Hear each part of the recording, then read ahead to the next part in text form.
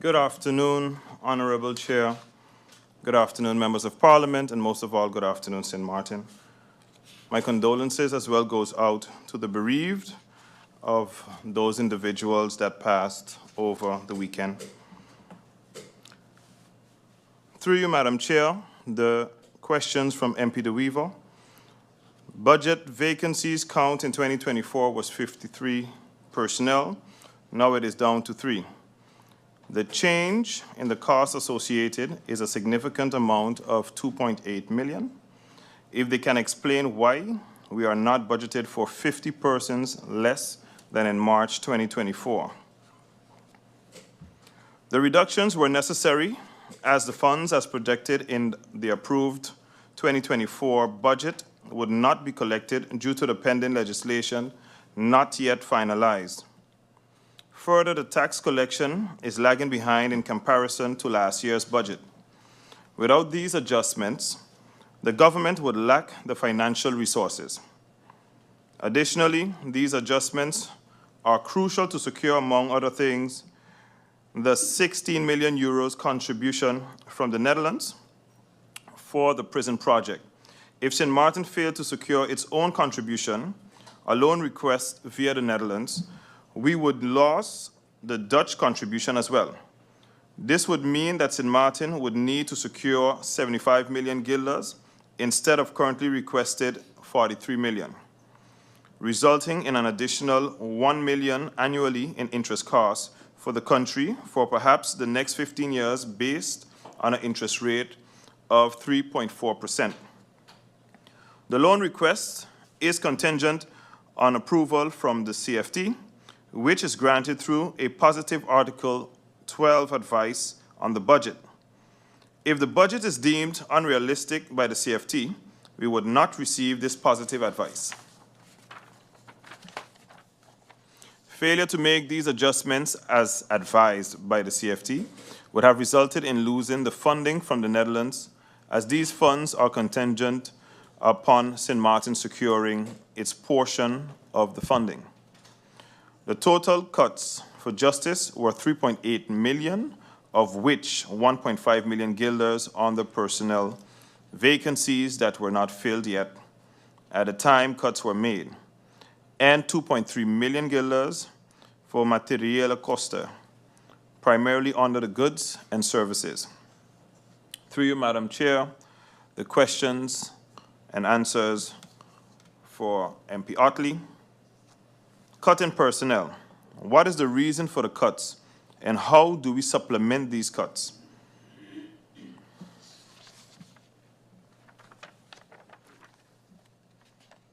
If I may read, it still goes with the same answer from MP De Weaver.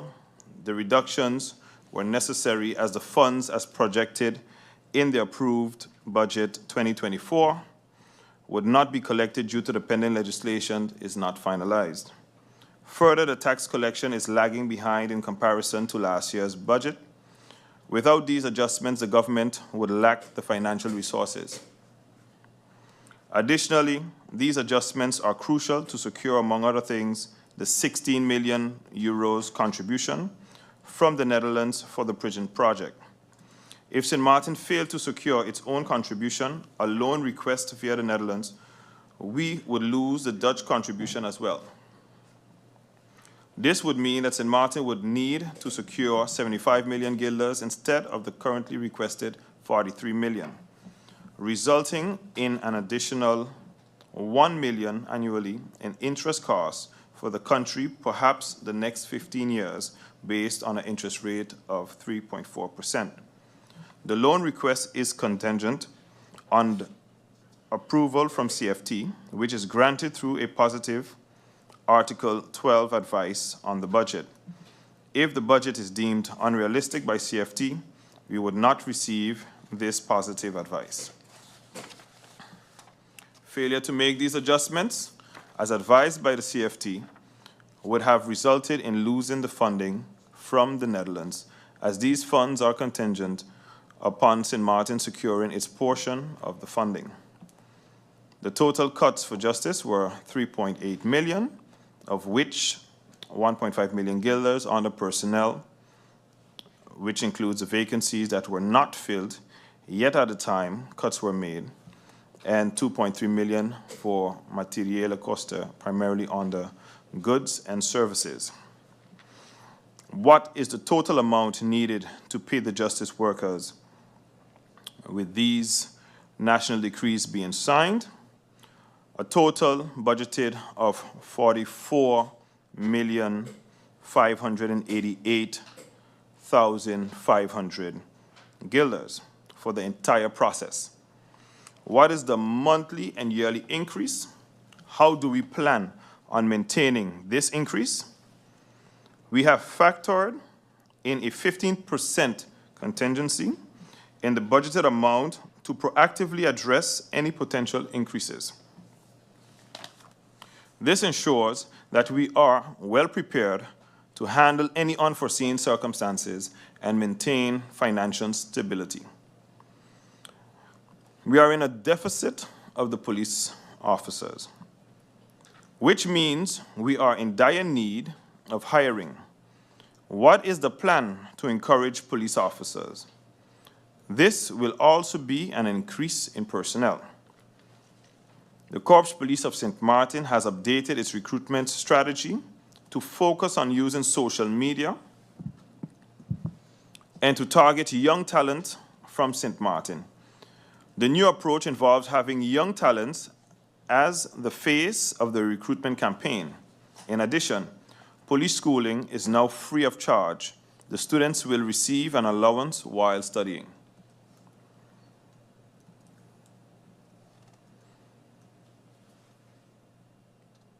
In Vromi, 18.2 million was taken out of the CapEx for land purchasing. What are the ministry's positions on the cuts made, specifically NSGs of each department, especially the justice sector? The Ministry of Justice embraces the financial challenges brought about by the reduction of 18.2 million from the CapEx for the land purchasing. In response, the ministry is adopting a strategic approach by identifying projects that have not yet commenced or vacancies that are unlikely to be filled in 2024. This will allow for a reassessment of priorities while ensuring the essential services and initiatives continue with minimal disruption. Each department within the justice sector is working closely with relevant stakeholders to ensure that any adjustments made reflect the overall goals of public safety. 2, I would like the names of all consultants hired by each minister.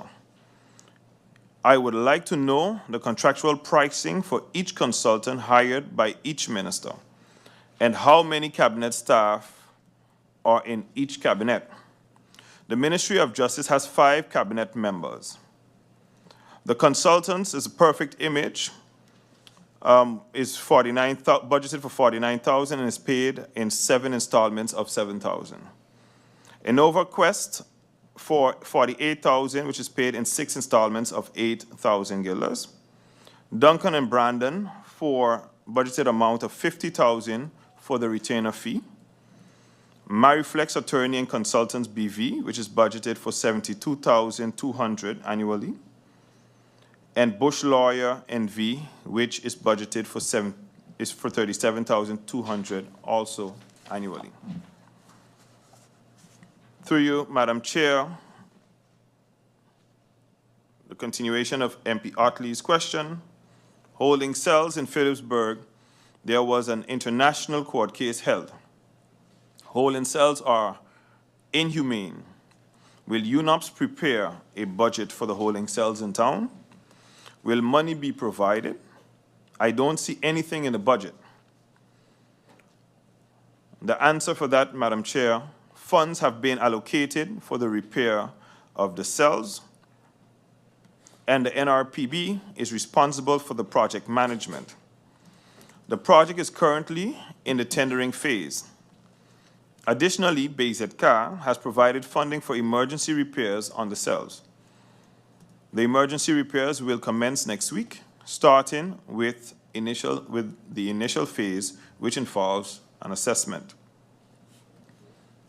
Through you, Madam Chair, the answers and questions, or the questions and answers from MP Duran. How open for allowing ex-uniform officers to have permission to carry a firearm, and when they are retired, to have their firearm for 5 years? Is a special budget to be allocated for it? Can a structure be put in place for them to have the firearm when they retire?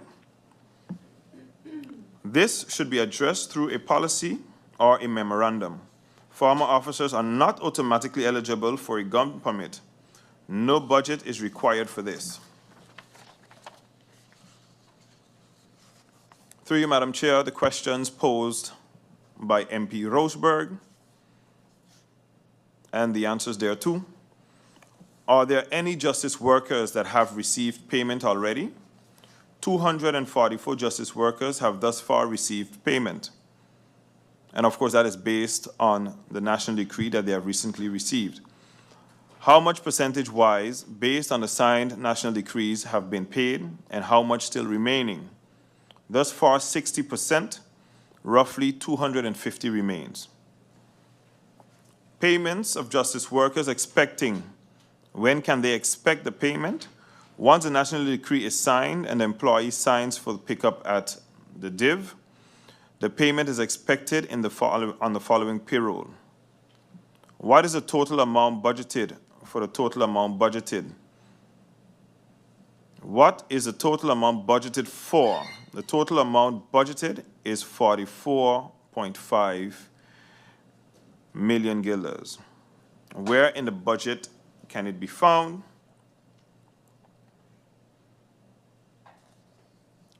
When can justice workers who receive their national decree receive their first payment? Once the letter of agreement is signed, the employee signs for the pickup at DIV, the payment is processed on the following payroll. How is it the Minister of Justice ensuring growth and safety while the budget has been cut? Every year, the Ministry of Justice holds a conference to present the annual plan and budget challenges.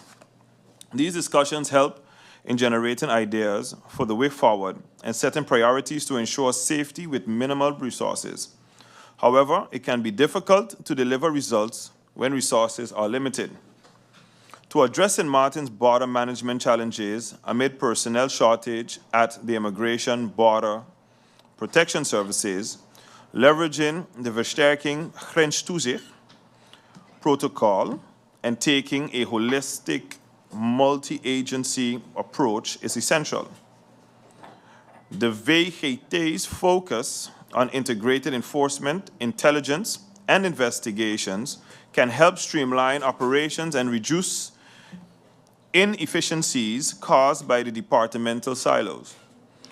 The sharing of information must get a renewed focus.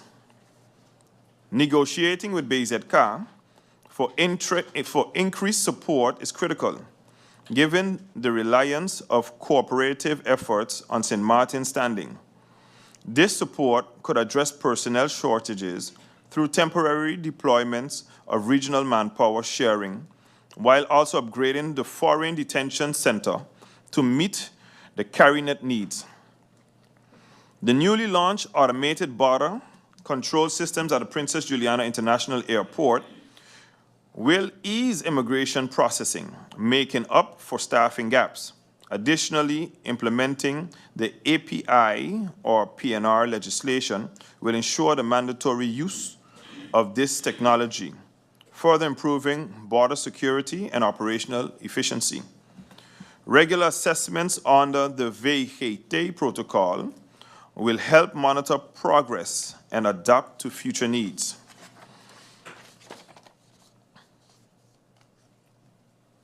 Crime Fund. Based on the law, it mentions every year by submitting the budget, the minister needs to submit a Beleid plan, where